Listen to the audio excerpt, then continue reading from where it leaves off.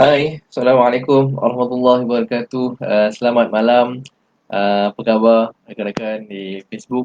Alhamdulillah, kita dapat bersua kembali dalam sesi market research kita pada malam ini. Minta maaf kerana ada kelewatan. Okey, saya perlu selesaikan urusan family matter sebentar tadi.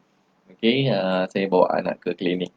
Okey, so alhamdulillah dah selesai, dan saya rasa nak juga buat untuk malam ni, sebab rasa kalau saya termiss tu macam rasa tak best, sebab kita tak isi sehari kita tu yang boleh memberi manfaat kepada orang.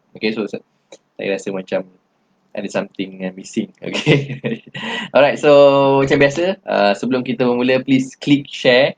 So please click share button agar lebih ramai rakan-rakan kita dapat join.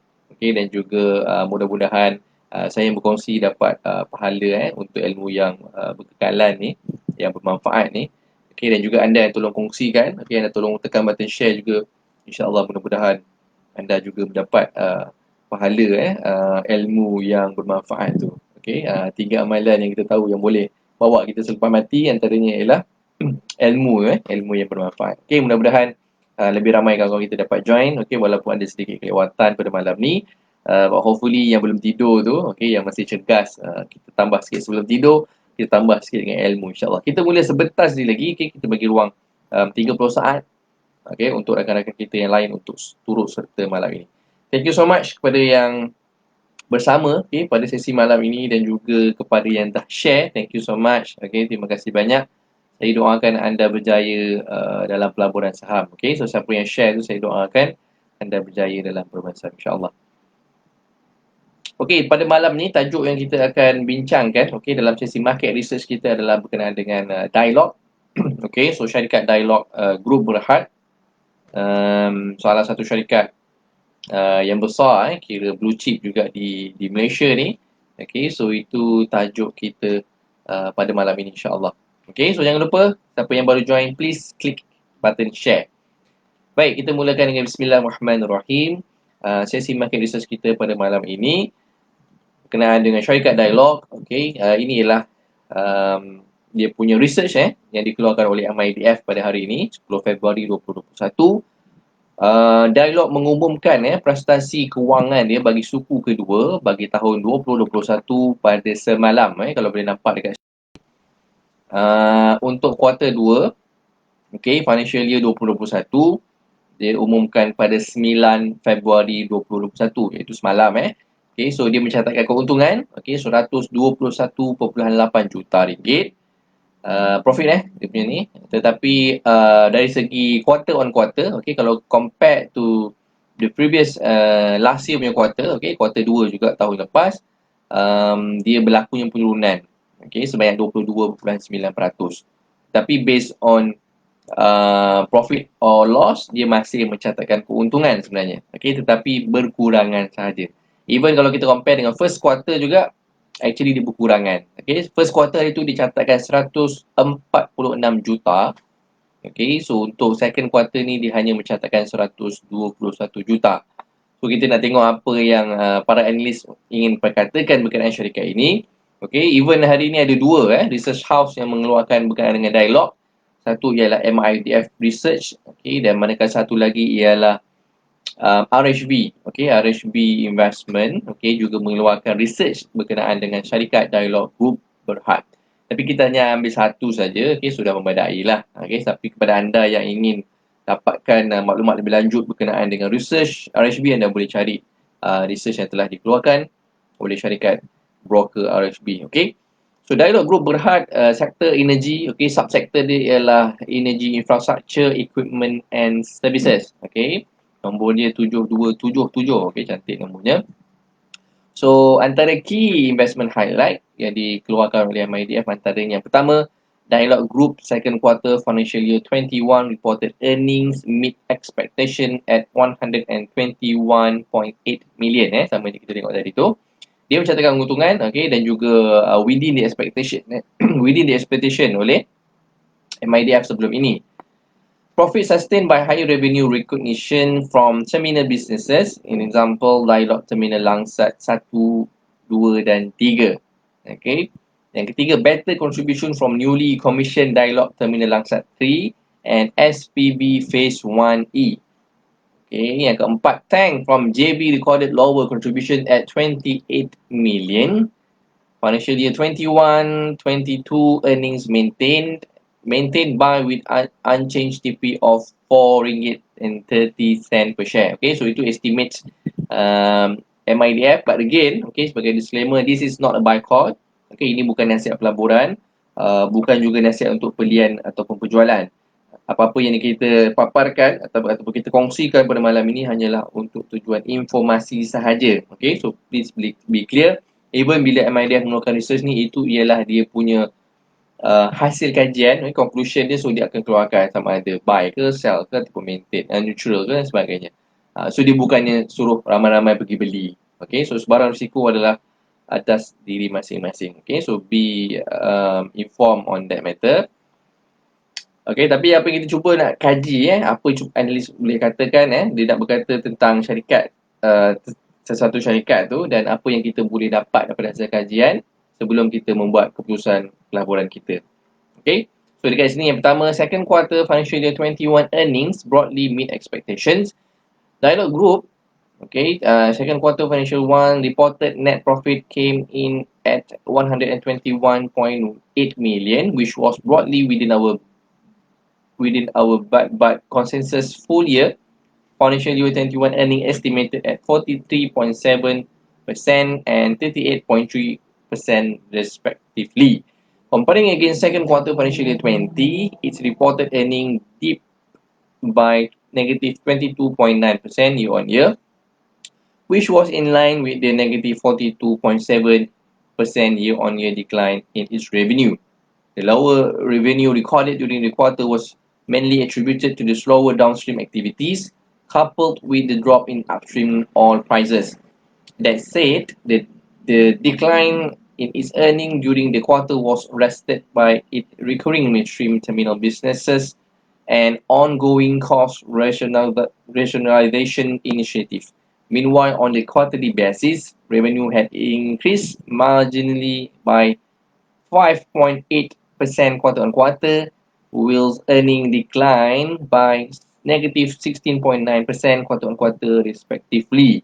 This was primarily due to the lower share of profit from its joint venture and associates. Okay, so apa yang dikatakan kat sini yang pertama adalah untuk second quarter financial year 21, ia di dalam anggaran ataupun expectation oleh para analis. Okay, walaupun kalau kita tengok in comparison, okay, bila kita compare dengan second quarter pada tahun 2020, ia berlaku penurunan sebanyak negatif 22.9%, tetapi sebenarnya ia masih within expectation because para analis telah menjangkakan akan adanya kesan terhadap dia punya downstream activities dan juga dia punya upstream activities. So upstream because affected because of oil prices. Bila kita tahu oil prices pada suku yang lepas masih berlega-lega sekitar $40 per barrel, okay, untuk Brent oil, dan hanya baru-baru ini Brent berjaya memecah $60 per barrel. But previously untuk kuarter yang lepas berlega sekitar 40 ke 50 $50 per barrel. So of course dia in comparison to prior to COVID, of course lah dia affected dia punya oil prices dan juga disebabkan oleh JV dia punya JV joint venture yang tak memberikan pulangan yang memberangsangkan. Okay, so itu antara faktor-faktor yang mempengaruhi prestasi kewangan, okay, bagi kuarter suku kedua untuk financial year 2021. Okay, financial year dia tak ikut calendar year. Okay, so kena tengok dia punya financial year berakhir 30 Jun 2021. Okay, so dia start 1 Julai sesuatu tahun, okay, dan dia berakhir tahun berikutnya 30 Jun pada tahun yang berikutnya tu lah. Okay. So itu maksud dia kalau untuk tengok dia punya financial year. Okay. Okay, yang kedua. International operation dragged earnings in second quarter financial year 21. Dialog international operation revenue continues to contract by negative 30.7% year-on-year in second quarter financial year 21, primarily due to reduced business as a result of the COVID-19 pandemic. Consequently, it recorded a contraction in profit before tax of negative 47.8% year-on-year during the year, mainly due to its Middle East operation, which saw a decline of negative 42.4% year-on-year and negative 81.5% year-on-year in terms of revenue and earnings, respectively. The decline is attributable to reduced supply-based activities in Saudi Arabia and lower margin earned on the specialist product and services sales, as well as engineering and construction activities performed. Its Australia and New Zealand operation also showed a slight compression in margin to 5.5% from 6.6% in second quarter financial year 20. Okay, so selain daripada faktor minyak dan juga JB yang tadi tak berapa perform, harga minyak dan yang menurun dan juga dia punya JB yang tidak perform, faktor lain yang mempengaruhi ataupun yang menyebabkan dia punya financial year bagi suku kedua affected adalah disebabkan oleh international operation. Yang pertama di Saudi Arabia dan Middle East, okay, Middle East, Saudi Arabia, kemudian di Australia dan juga New Zealand, okay, yang melihatkan kepada dia punya revenue menurun secara cukup drastik, okay. Revenue menurun sebanyak negatif 42%, okay, dan juga earnings dia menurun kepada negatif 81%, okay. So is a huge punya kesan dia punya effect towards a dialogue financial performance due to Middle East operation. So ni juga mempengaruhi dan telah drag down performance bagi syarikat Dialog. Okay, so ini faktor yang kedua yang telah mempengaruhi prestasi kewangan Dialog bagi suku kedua financial year 2021.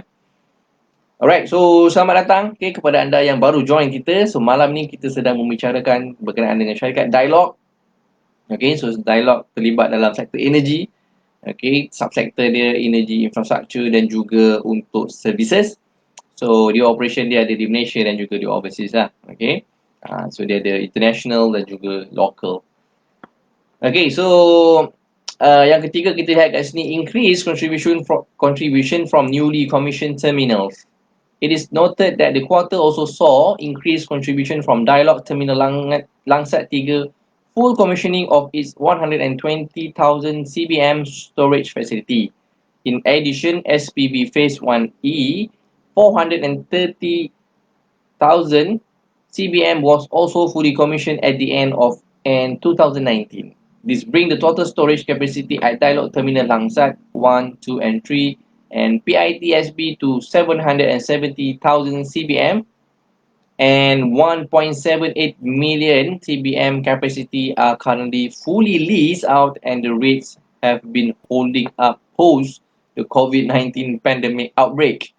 Recall that the storage rate has increased by 30% to 40% recently due to increased demand for storage facilities arising from the lower oil price. Okay. Selamat datang Tuan Hayadi, apa khabar? Jangan lupa untuk share, okay? Alhamdulillah, okay? Abang masih panjangkan umur dan beri kekuatan untuk berkongsi ilmu, okay? Sama-sama. Saya rasa macam kena buat jugalah malam ni walaupun lewat, Okay, so antara yang tadi kita tengok dua faktor yang mempengaruhi prestasi kewangan bagi suku kedua Dialog ni, tapi ada juga benefit dia, okay? Apabila oil prices yang kita tahu waktu COVID hari tu supply melebihi daripada demand. Okay, so maksud dia minyak banyak tapi orang tak guna untuk consumption. Okay, so mana jadi minyak ni nak pergi? Dia dah korek dah proses tapi apa semua. So minyak ni kena pergi somewhere. And somewhere tu antara tempat ni adalah di storage ni. Okay, so Dialog pula fortunately mungkin juga fortunately because dia punya storage facility dia siap, ada dua satu terminal Langsat 3 dan juga SPV Phase 1E dia siap. So dia ada extra 770,000 CBM capacity tambahan yang orang boleh sewa. So orang yang minyak storage banyak sangat tak tahu letak mana, so boleh gunakan facility Dialog ni. Of course lah dengan bayaran lah, okay, sewa dan sebagainya. Because of memang orang duduk rumah, okay, waktu kita lockdown hari tu minyak banyak sampai waktu tu dekat US dia punya price future contract dia sampai negatif negatif maksud dia kalau kita ambil minyak tu dia siap bagi duit lagi kat kita. Tu analogi tapi dia tak berlaku lah. Because benda yang itu ialah di future contract futures punya market bukannya actual punya ni, okay. So itu sampaikan tahap macam tu nak katakan minyak terlalu banyak sampai orang kata Melayu ambil lah minyak ni, okay, dengan return dia bagi lagi duit kat kita. Punyalah pelik kan. Macam tu sekali. Ini contoh macam interest rate jadi negatif contohnya.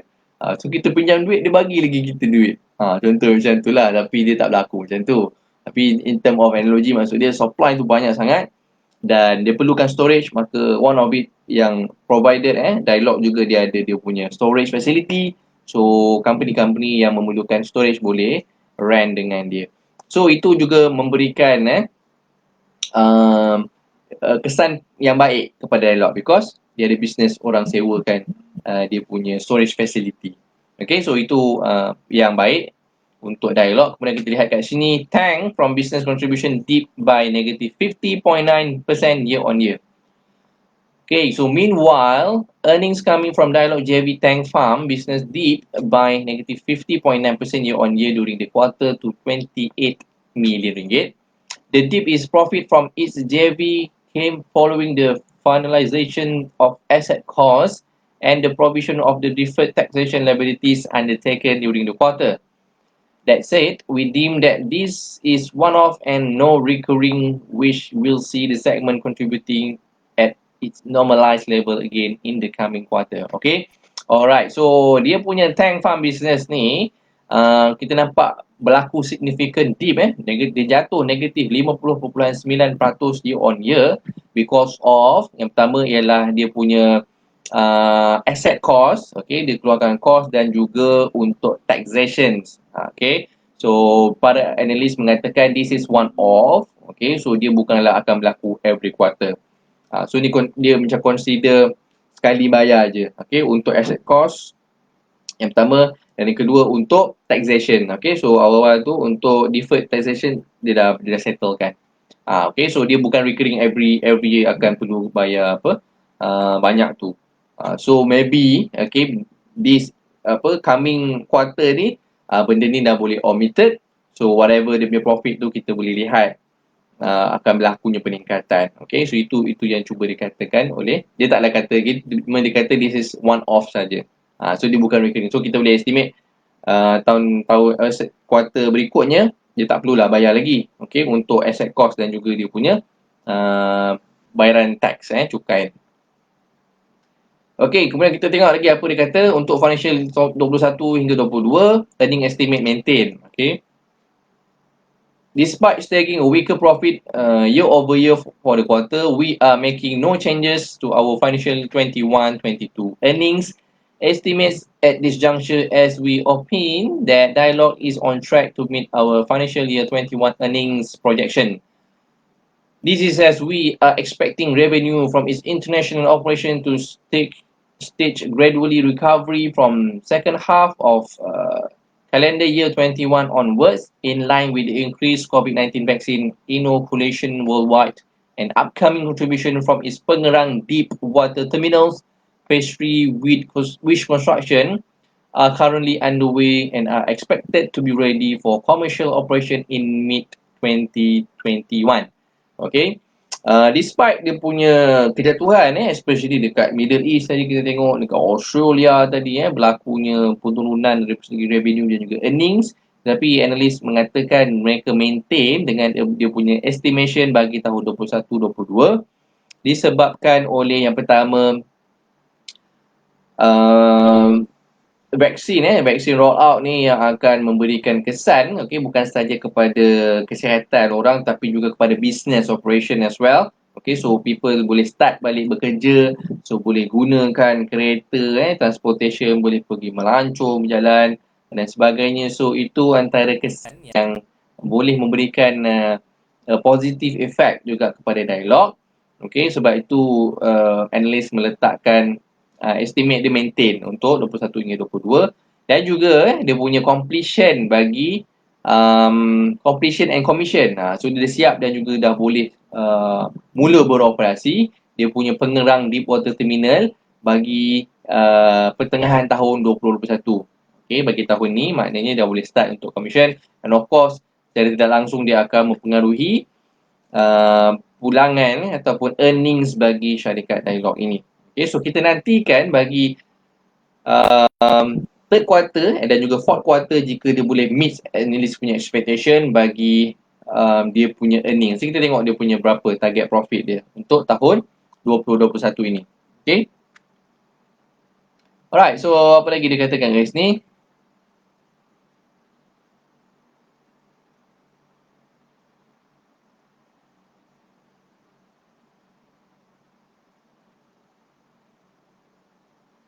So basically kenapa analyst meletakkan target dia yang tinggi because of yang pertama tadi dia punya tambahan bagi storage facility SPV phase 1E dia tadi tu satu, kemudian terminal Langsat 3 yang silap yang dah baru siap tu juga dah operation. Dan juga upcoming pengerang deep water terminal PDT phase 2 juga yang siap phase 2 dan juga phase 3 phase 3 yang bakal siap mid 2021. So benda ni analis melihat ia adalah sebagai kesan yang positif dan mampu memberikan return ataupun earnings yang lebih baik bagi syarikat Dialog. But again, bukan disclaimer, this is not a buy call. Ni bukan maksud lah analis kata bagus kita pergi beli macam tu, bukan So ini hanyalah sebagai untuk kita punya informasi dan kita kena buat kajian kita sendiri dan interpretation kita sendiri bagaimana sesuatu syarikat tu sama ada bagus ataupun tidak bagus, sama ada kita nak beli untuk invest ataupun tidak, itu terpulang kepada analisa masing-masing. So 3 key point yang ini meletakkan untuk syarikat Dialog. Yang pertama, stable recurring income. Of course lah dia dapat agreement dengan Petronas kat sini. The recently awarded group-wide master service agreement from Petronas. So it's a stable recurring income dan juga yang lain-lain so far dia dapat juga. Ada recurring income dia. Frontline beneficiary of rapid pengerang operation nombor 2 dan juga nombor 3 growing tank farm business. So dia buat orang lain buat apa? Farm fresh apa kan, dia buat ni tank farm dia buat apa untuk sewaan tangki-tangki facility untuk simpan minyak ni. So itu bisnes antara bisnes yang sedang dibesarkan oleh syarikat Dialog. So mari kita lihat kepada statistik investment statistik dia. Yang pertama untuk revenue 2019 dan juga 20 ini adalah actual, manakala 21 hingga 2023 adalah untuk forecasted. Bagi 2019 revenue 2.3 bilion, 2020 sedikit menurun tapi masih 2.3 bilion. Untuk 2021 dijangkakan revenue sebanyak 3.2 bilion. So peningkatan lebih kurang 1 bilion. Bukan sikit banyak 1 bilion revenue untuk 2021. So ini yang tadi estimate yang dikeluarkan oleh MIDF ni. So dia maintain dia punya revenue kat sini 3.2. Untuk 2022 lebih kurang naik sikit je tapi still 3.2 juga. Dan untuk 2023 sekitar 3.4. Naik 200 juta. EBIT kita tengok pre-tax profit after tax. Kita tengok kat sini profit after tax bagi tahun 2019 adalah 552 juta. Bagi tahun 2020 648 juta dan 2021 menurun sikit kepada 645 juta. Tadi 2020 648, untuk 2021 645. Walaupun revenue dia meningkat tetapi dia punya profit after tax dia menurun. Okay, mungkin disebabkan oleh cost yang meningkat, okay, ataupun one off cost sebab dia bina benda-benda baru kan, dia buat tank tadi, dia buat ada aset yang kena bayar untuk taxation dan sebagainya, so maybe dia punya increase dekat situ.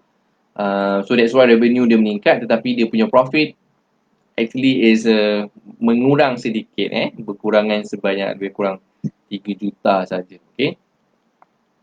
Untuk 2022, estimate dia meningkat kepada 675 juta, dan untuk 2023 sebanyak 715 juta. Okey, banyak. Okey, yang ini banyaklah 2023.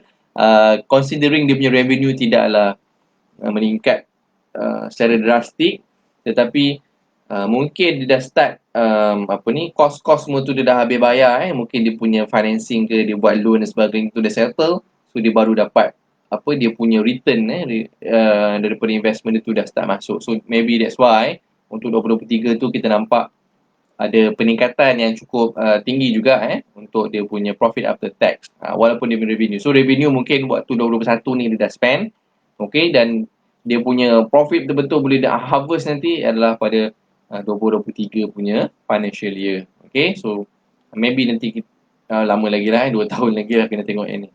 Alright, itu anggaran dia. Okay, untuk syarikat Dialog, okay, dari segi investment statistik. Yang ini summary untuk dia punya report itulah. Okay, tak apa, tak perlu baca.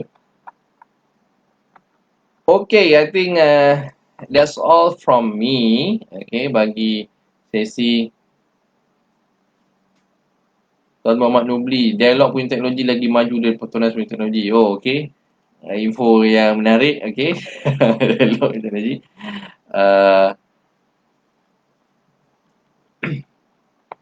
Okay, so itu berkenaan dengan Dialog, Grup Berhad.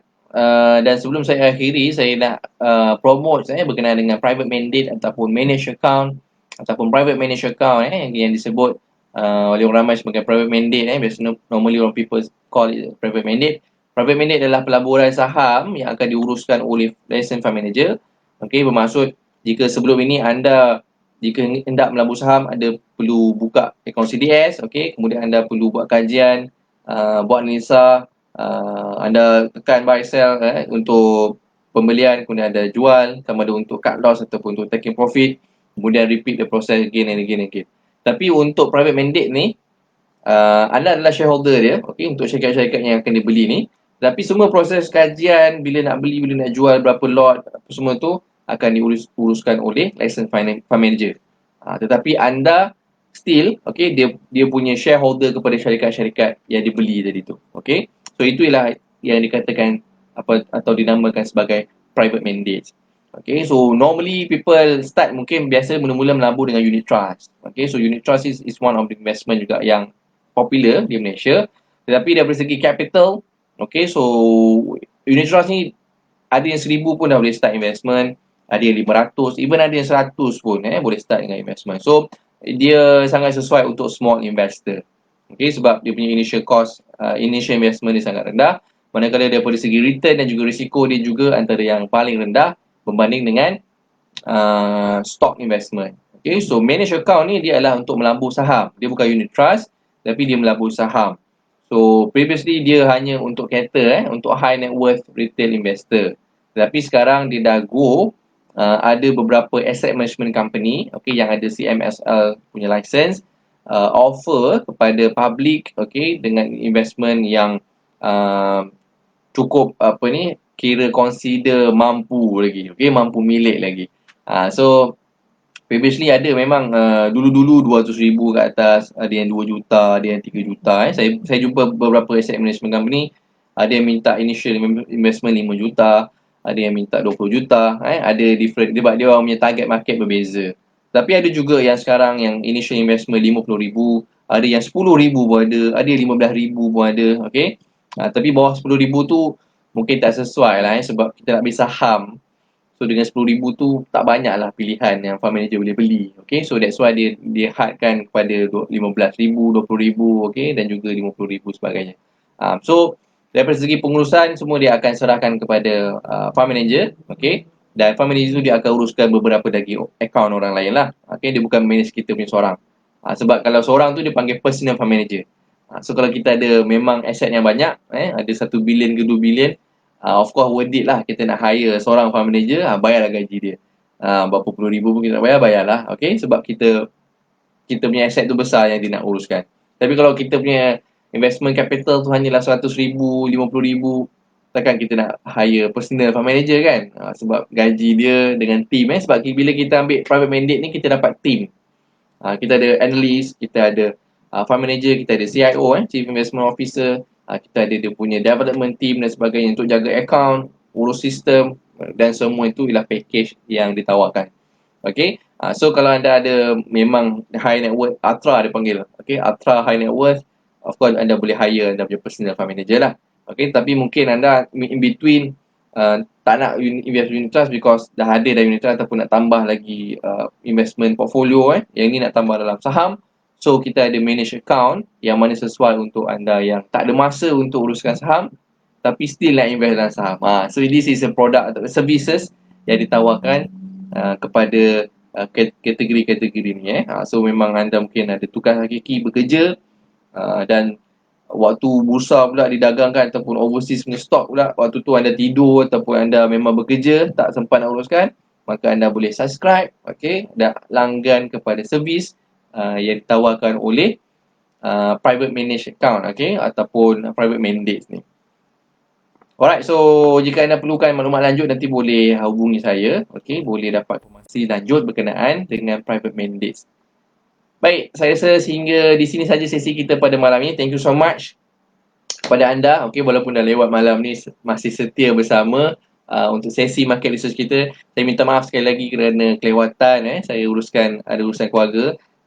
Tadi saya terpaksa hantar anak saya ke klinik, okay, dia ada kena jumpa doktor tadilah. Okay, so saya minta maaf banyak-banyak. But thank you so much for joining us pada malam ini walaupun dah pukul 11. Thank you juga kepada share. Tuan Heri dah share. Thank you so much tuan. Dan kepada lain jangan lupa untuk share agar kita sama-sama dapat pahala yang berkekalan. Saya dapat anda yang tolong share juga. Okay, just tekan share je. Itu pun boleh jadi kita punya amal. Dan semoga Allah SWT terima sebagai pemberat amal kita di akhirat nanti. InsyaAllah kita jumpa lagi di sesi akan datang. Doakan saya agar istiqamah untuk meneruskan market research dan berkongsi maklumat dengan anda semua. Sehingga kita berjumpa lagi. Assalamualaikum warahmatullahi wabarakatuh.